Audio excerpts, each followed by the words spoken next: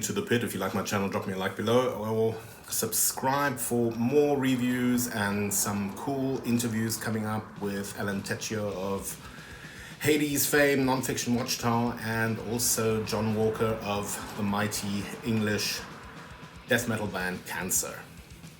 Today I'd like to talk about Sepultura. Now, it's quite an interesting topic, Sepultura. I think you either still follow them or you do not follow them since latest Roots Bloody Roots or Chaos AD, I don't know.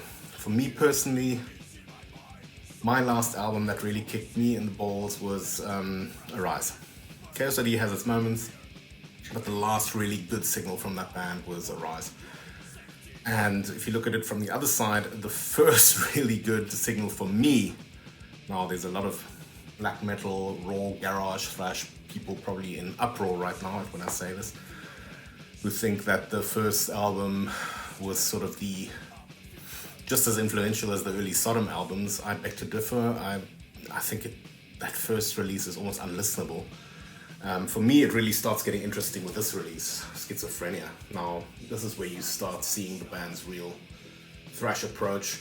The production is still rough and raw. I mean, it makes for a good debut, but things would become much more clear and polished on the following album, Beneath the Remains, on which the band would then obviously skyrocket with the production of Scott Burns and then really sort of doing a vertical rise to fame. So yeah, Schizophrenia, really cool album. It is thrash metal bordering on death, but more leaning into the thrash metal side of things.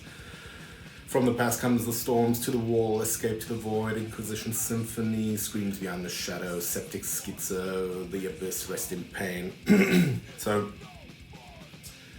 really cool thrash album. This I still enjoy putting this on, and this came out on Shark Records, a division of US Metal Records based in Essen, West Germany. Interesting. And I'm just trying to figure out an exact release date of this particular version. I can't see it on here. Let me just check.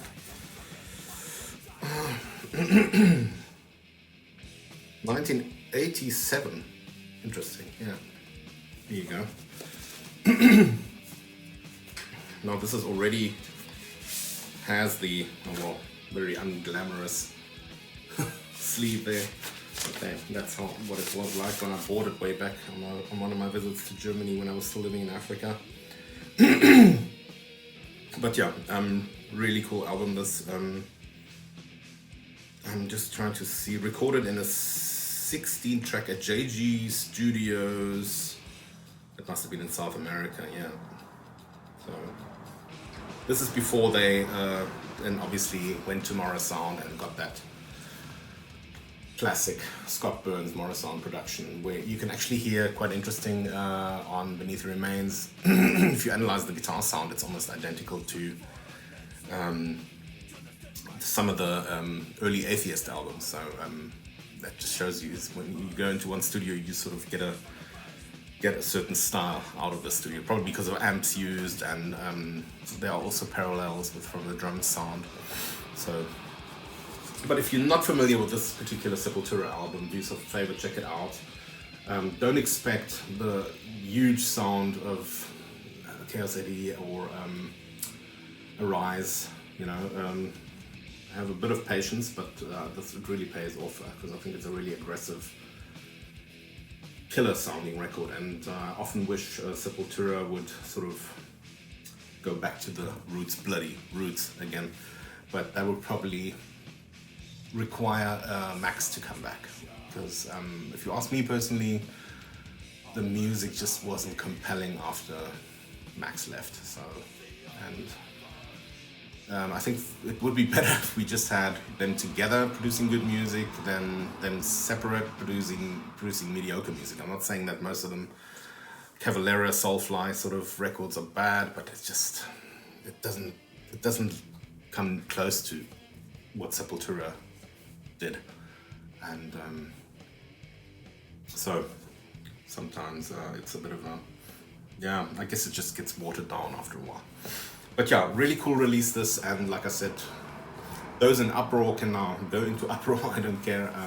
That debut for me does not register on the Richter scale, as influential as it might have been. But fact remains, I don't put it on. I don't enjoy listening to it. See you next time.